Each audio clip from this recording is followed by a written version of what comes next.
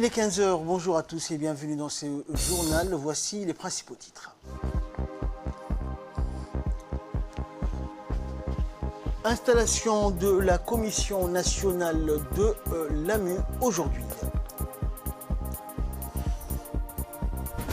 Et dans l'actualité internationale concernant la migration, l'Italie va renégocier avec la Libye pour freiner les flux migratoires.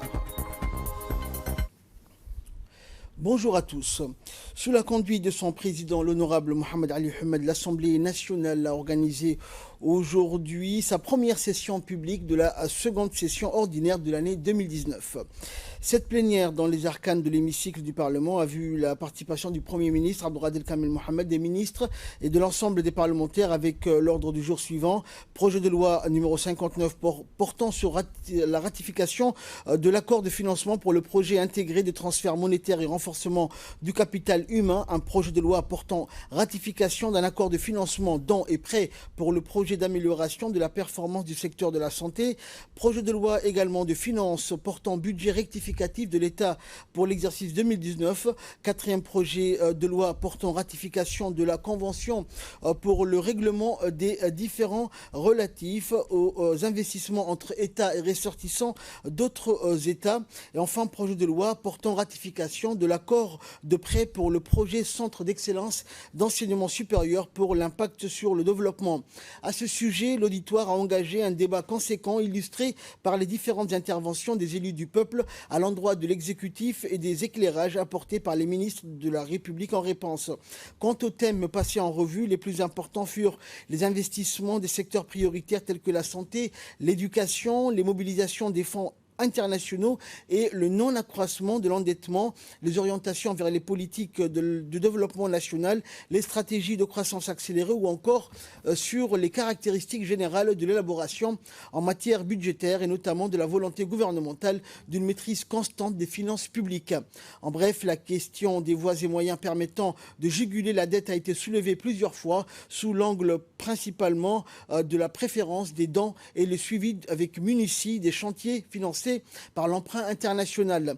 Au terme de ces discussions, les élus du peuple ont adopté les différentes dispositions soumises à leur examen avec amendement pour certaines d'entre elles.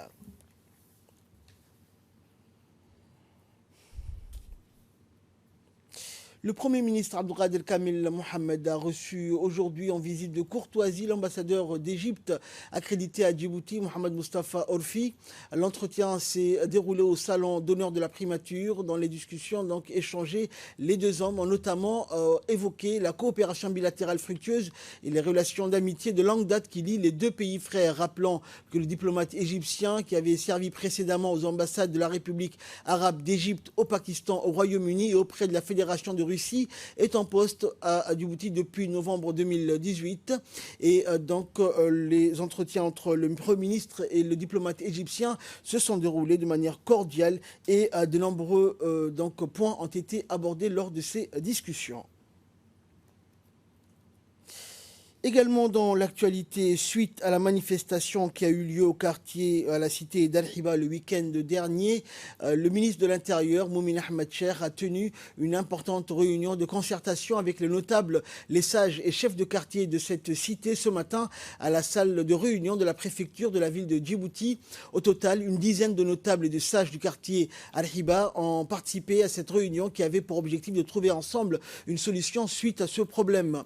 Était présent à cette réunion le maire adjoint Utban Hamad Mohamed, le préfet de la ville de Djibouti Ousmane Bilé, le chef de quartier de la cité Al-Hiba Ali Chehem, le sous-préfet du second arrondissement Mustafa Ousmane Roblé. Les notables et les sages du quartier d'Al-Hiba se sont réjouis de la tenue de cette réunion présidée par le ministre de l'Intérieur et se sont dit prêts à trouver ensemble une solution pérenne pour relever le défi et ont promis que chacun d'eux allait donc veiller à la stabilité de la cité. De son côté, le ministre de l'Intérieur, Moumin Ahmed Cher, a remercié les sages et notables de ce quartier pour avoir participé à cette réunion. Après un long débat, la réunion s'est clôturée sur une note fraternelle. Toujours en nouvelle nationale, le ministre du Travail, donc chargé de la réforme d'administration, Ismaël Ibrahim Roblé, a présidé ce matin la séance d'installation de la Commission nationale de l'assurance maladie, la CENAM. organe régulateur de l'assurance maladie, la CNAM a fait l'objet de révisions en ce qui concerne donc son organisation et son fonctionnement suite au décret numéro 2019-236 par un décret promulgué le 19 septembre 2019. Les membres de cette commission sont nommés par arrêté sous proposition du ministre du Travail chargé de la réforme de l'administration pour une durée de 3 ans et est présidé par le représentant de la présidence en la personne du secrétaire général de la présidence, Mohamed Abdullahi Waïs. Parmi les membres de cette commission, le secrétaire général de la primature, Naguib Abdallah Kamil, le ministère de la Santé qui est donc représenté par le secrétaire général de ce ministère, Dr Salah Benoïta, le ministère des Affaires sociales et de solidarité ainsi que le ministère du budget représenté par l'autorité publique et également donc représenté dans cette commission le patronat et les employeurs, les assurés, les syndicats et les contrôleurs. Bref, toutes les parties prenantes du système de l'assurance maladie sont représentées dans cette commission dans le cadre de l'assurance maladie. De passe. Et puis aussi, nous voulons, nous avons entendu les différents participants à discuter comment intégrer l'ensemble de la population pour qu'ils puissent participer d'une façon ou d'une autre au coût de la santé. On dit que la santé n'a pas de prix, mais elle a un coût. Et dans son intervention, la directrice générale de la Caisse nationale de sécurité sociale, Dera Ahmed Roblé, s'est exprimée à l'issue de la réunion. Elle a indiqué donc que la création de cette commission est une volonté politique au plus haut niveau de l'État et fait suite à un décret portant organisation et fonctionnement de la Commission nationale de l'assurance maladie. La directrice générale de la CNSS a indiqué que l'objectif prépondérant est d'arriver à une couverture médicale à tous.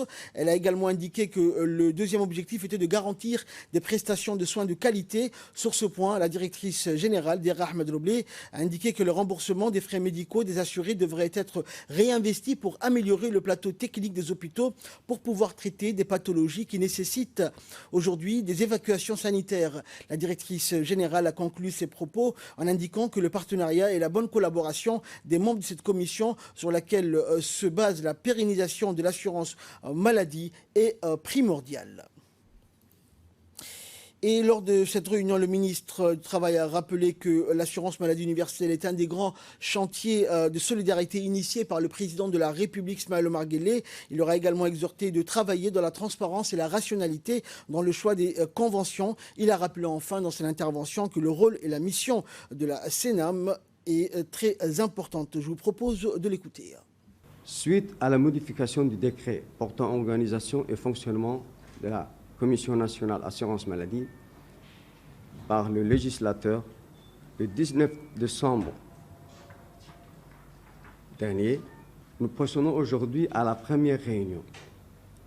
Cette commission est un organe arbitral de concertation, mais surtout de suivi de la bonne mise en œuvre de la politique de l'assurance maladie et aura entre autres pour mission de coordonner plusieurs travaux, notamment la révision tarifaire des actes admis au remboursement, d'assurer une cohérence et une coordination entre l'organisme gestionnaire de l'AMI, qui est la Caisse nationale de sécurité sociale, les prestataires de soins et les assurés sociaux.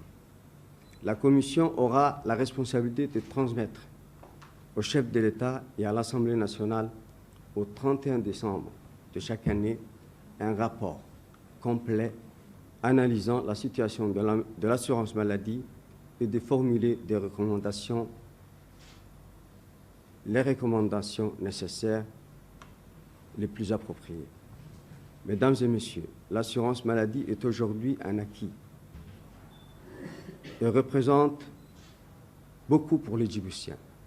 C'est un socle de protection sociale. Je vous recommande, je vous invite à mesurer les responsabilités qui sont les vôtres et qui vous incombent à faire preuve de professionnalisme, de responsabilité, de rigueur dans le suivi, dans l'évaluation et de participer régulièrement aux séances de réunion, aux travaux qui seront programmés dans le futur. Nous vous donnons rendez-vous pour la suite de notre journal dans quelques instants. Voici tout de suite l'appel à la prière d'Al-Asr. C'était l'appel à la prière d'Al-Asr. Nous retrouvons la suite de notre journal. Un atelier de formation axé sur la gestion des structures d'entreprise s'est ouvert ce matin au centre de leadership et d'entrepreneuriat de Djibouti, communément appelé donc le CLE, organisé par le ministère de la Communication, chargé des postes et des télécommunications. Cette cérémonie de lancement de ce séminaire de 3 jours a été ce matin présidée par le secrétaire général du ministère de la Communication, en présence du directeur chargé des TIC. Durant 3 jours, des incubateurs issus du CLE et de nombreuses entreprises de la place et de la start-up Factory donc vont bénéficier des savoir-faire de Madame Nejiba Bouzaïn Khalfallah, une experte internationale tunisienne de la Banque mondiale. Durant l'atelier de renforcement des capacités, les participants auront sans doute beaucoup appris en matière de management des petites et moyennes entreprises afin de mener à bien leurs tâches d'incubateur-incubatrice. Développement de façon générale, le développement dans les différents secteurs. Donc l'éthique en tant que secteur de développement lui-même, mais aussi et surtout l'usage et l'adoption d'éthique dans les différents secteurs socio-économiques. Donc je ne vais pas m'attarder, c'est juste pour vous remercier pour votre intérêt, remercier le ministère en charge des communications, donc des postes et des télécoms pour l'intérêt, pour l'organisation. L'objectif final, c'est une meilleure utilisation des possibilités offertes par l'éthique pour que les jeunes entrepreneurs, pour que les responsables en charge de l'encadrement de ces jeunes puissent mieux communiquer, offrir des meilleurs services d'encadrement et de promotion. Et le résultat final, nous espérons, c'est de créer de nouvelles opportunités pour du business, pour des emplois en adoptant et en utilisant au mieux les technologies TIC. Je vous propose à présent de suivre un extrait également de l'intervention du secrétaire général du ministère de la Communication.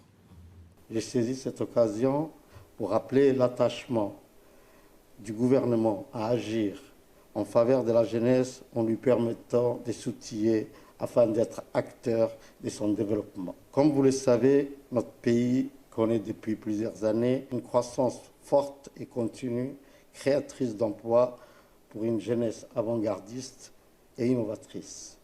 C'est ainsi que l'organisation de ces séminaires s'inscrit dans le cadre de nos activités de renforcement des capacités des jeunes entrepreneurs pour en faire des leaders d'innovation.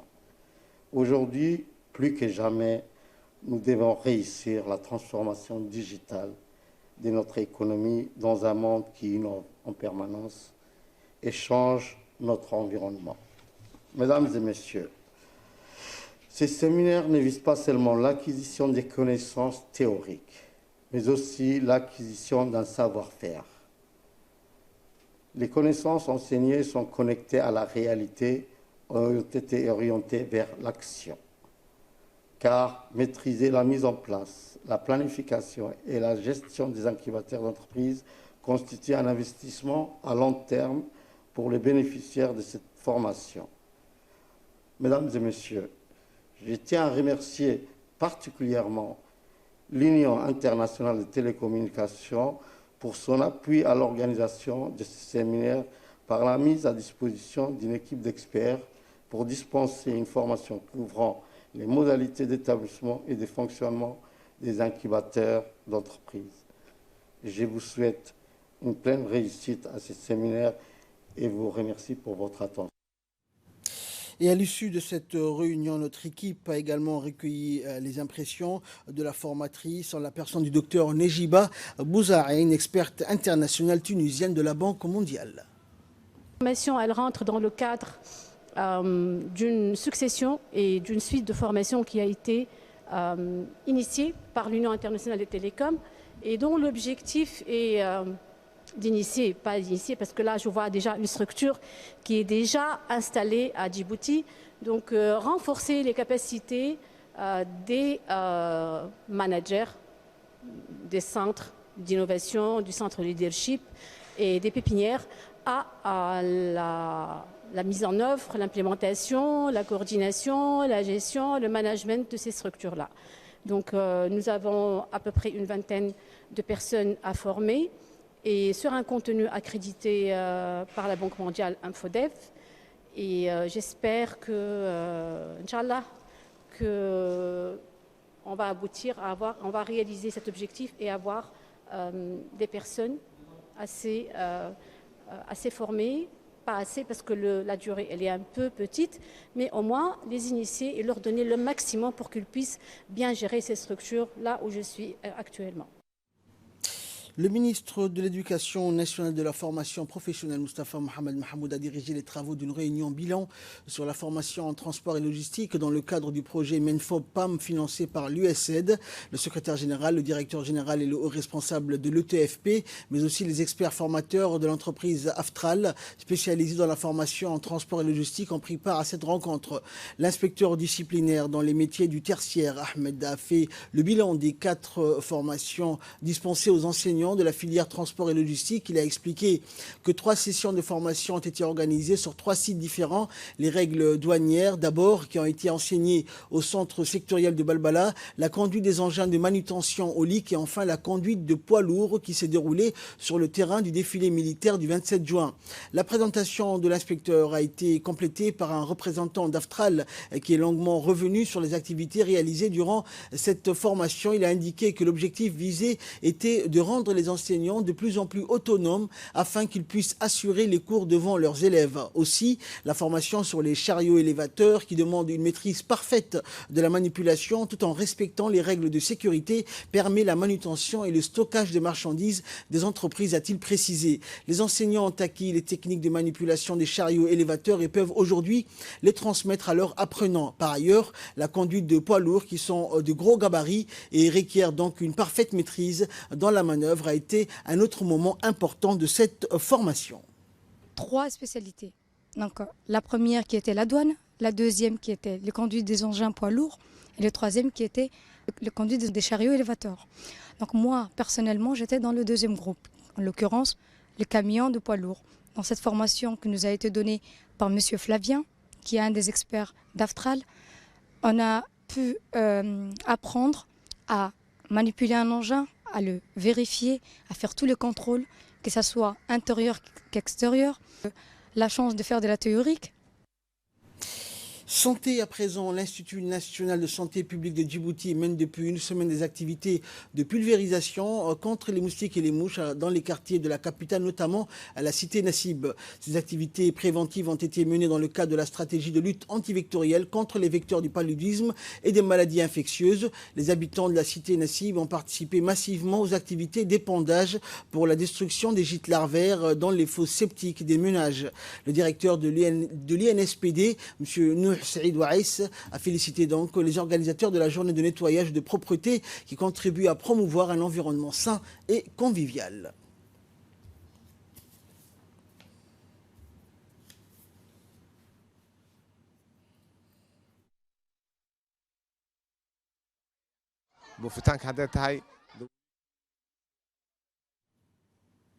Et nous allons parler environnement pour clore l'actualité nationale dans le cadre du projet de renforcement des capacités nationales en vue d'une meilleure prise de décision et d'une meilleure intégration des obligations mondiales en matière environnementale. Un atelier de concertation pour l'élaboration d'une feuille de route environnementale pour la région d'Arta a été tenu hier dimanche à Arta, notamment au Sunny Hill Center. Cet atelier a réuni un panel diversifié des participants, notamment des notables, les sous-préfets, le préfet adjoint, le président du conseil régional et sa vice-présidente, les représentants des services déconcentrés ainsi que plusieurs associations de la région. L'Assemblée venant de villages différents dans la région devait témoigner des enjeux et problématiques environnementaux qu'ils rencontrent au quotidien suite aux présentations des experts sur les 3 thématiques des conventions de Rio, à savoir les changements climatiques, la biodiversité et la désertification. Des discussions et travaux de groupe ont démarré pour permettre aux personnes d'échanger sur les réalités environnementales de leur région. Pour Djibouti, l'environnement est centralisé au niveau de la capitale. Mais vous avez toujours, par exemple, un problème, le peu de problèmes, par exemple, déversement, il faut téléphoner à Djibouti, donc vous dépendez de la capitale. Donc aujourd'hui, c'est justement pour avoir les possibilités d'être plus autonome. En termes de renforcement de capacité, est-ce que vous aurez les ressources humaines, les personnels humains qui sera formé si jamais il y a un déversement pour qu'on puisse déjà commencer le travail. Donc aujourd'hui, c'est un départ pour une gestion de l'environnement qui est décentralisée.